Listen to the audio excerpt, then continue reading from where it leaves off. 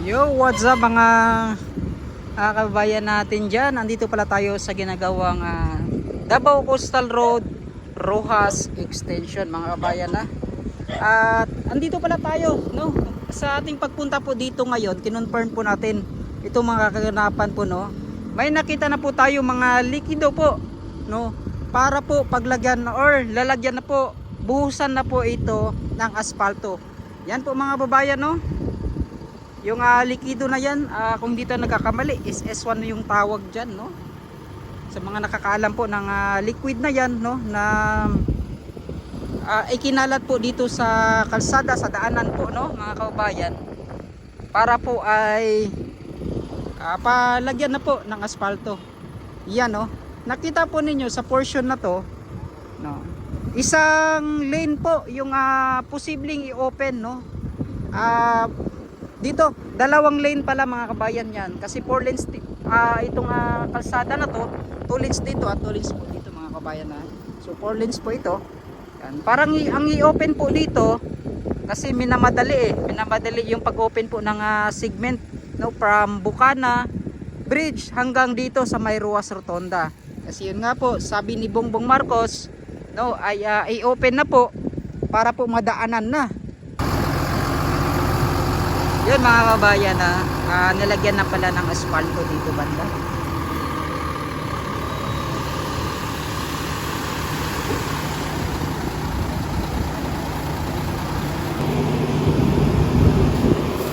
So, yun mga kabayan na. Sir, pwede mangutan na sir? Makita nato nung karon daw si sa 15 daw mo balik daw diri si BBM. Unsa may maingon ni mo na sir? Yaman ang kuwan, tanaw kay tiwas. Iya naman hindi tiwas niya. Pero giangkon man niya BBM Legacy. Iyahan ang istorya pero ang mga tao kabalo jud. Kabalo na Kay Duterte ni kuwan. nga project. Project. Siyempre nawa human man ang termino. Ang number 1 diya siya na pud ang tiwas dili ang kunon. Adre lang kunon. Ada og minoon tao, freedom ang mo angkon. Kay kanin naka-proyekto naka-budget naman gid ni. Wala na may kanyo. Wala naman ni kuwan naman ni. Baligi human na lang gid. Human na ya. Ana ba? So unsa may maingon no, kung ang kunon na pud ni BBM sir? Goro na po siya sa angkon kaya mga tao nakibalo mga Mao po no. kung dugyong gini nga project. Mao gid. Wala matiwas kay dabtan sa iyang termino. So hangtod na lang gid siya sa pag-angkon. Angkon lang gyud na siya. So karon sir, sa may mga maingon nimo nga kaning na project nga nabuhat karon ni PRRD, sa may mga masulti nato sir. Kanino okay na kayo kay nindot man ang kuno. Unsa may mga maingon nimo kay BBM sir? Sa Unsa may maingon nimo karon kay BBM sa iyang gipangbuhat karon? Sa ato lang kuan. Parte na jud ng kuan na siya ha. Primero, maayo jud ta yang kuan pero karon murag di naman maayo. Personalay naman ning ilang kahintan nila. Murag kuan na gyud no, personal no. Papolitiko na gud, namulitika na gud siya. Ang Duterte matawangon. Pero naso na alasan sila ni kay giayo-ayo lang kadali. Mao. Okay. Nakuha lang nila ilahang ilang loob. Oo. Wala kabalo nga. Kuya de. Maray gyapon jay sa amahan. Amahan Ano gyapon. ba? Kaya kuha ng kayo wala lang yun. Marunong mo tayo sila. Pero nalilad ba? Nailad gyud. Ilad. Siyempre, ilahang mga administrasyon, sila man ang taas. Okay, mabuhat yun.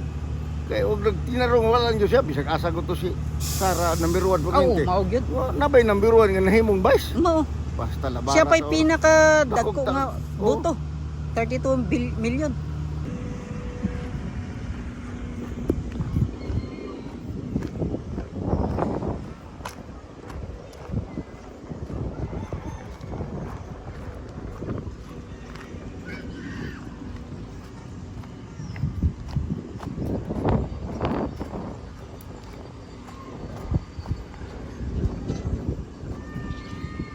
Boss, musta lang kong Jimmy Sher ha? Shout out. Shout out Nico Bustayong. Ayan. Musta lang kong boss Jimmy Sher? Sige, salamat.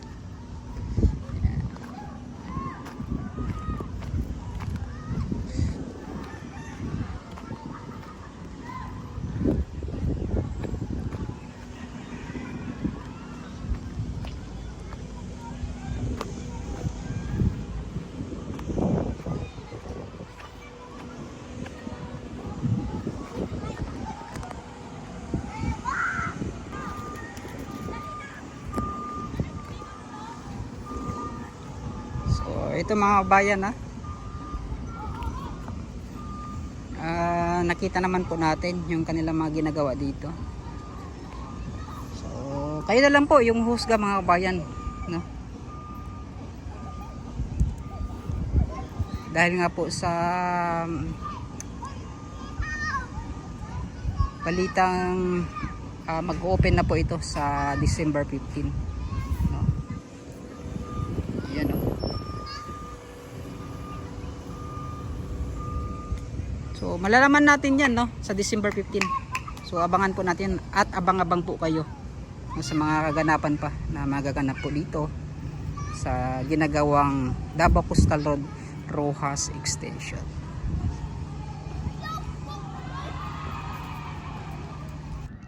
So yun, ito yung update natin dito banda, no? Tapos Bukana Bridge.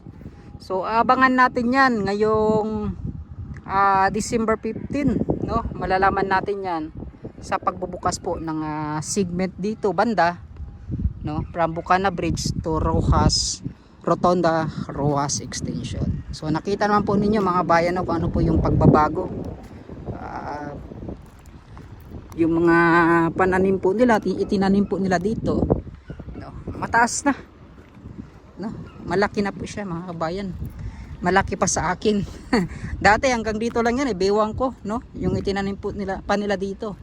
So ngayon, so dito may kunting malakihan na pagre-retouch and then paglilinis mga kabayan, kasi yun nga po mas maganda talaga kapag opening na, no, dito banda ay wala na po tayong makikita mga ganito, kasi yun nga po para makita talaga natin na bagong bago pa po talaga siya mga kababayan, no? So di natin alam, baka overtimean po nila, no, para mapaganda itong Davao Coastal Road dito po banda sa may Rojas Extension, Rojas Rotonda. So kita na po ninyo yung napakalaking pagbabago.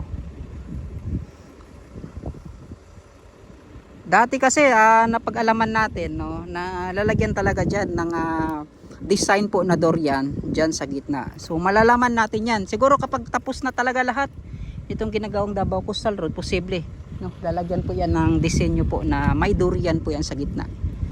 So yun, no, yan po kasi yung nakuha nating update dati na may ilalagay talaga na disenyong durian. So yun, sa inyong palagay mga kababayan, no, sa itong nakikita po natin na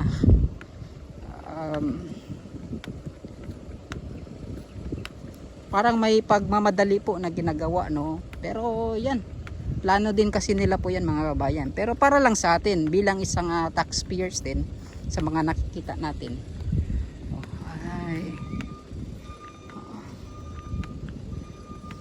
Kakaiba lang kasi, no, sa aking pag-update po dito, inuulit ko, dati kasi inuunan po nilang matapos lahat sa bawat gilid, sidewalk, retaining wall, ito ang tawag niyan, ayan, no, seawall, no, nakalimutan ko na yung mga bawat pangalan kasi nakapokus kasi tayo sa politics mga bayan.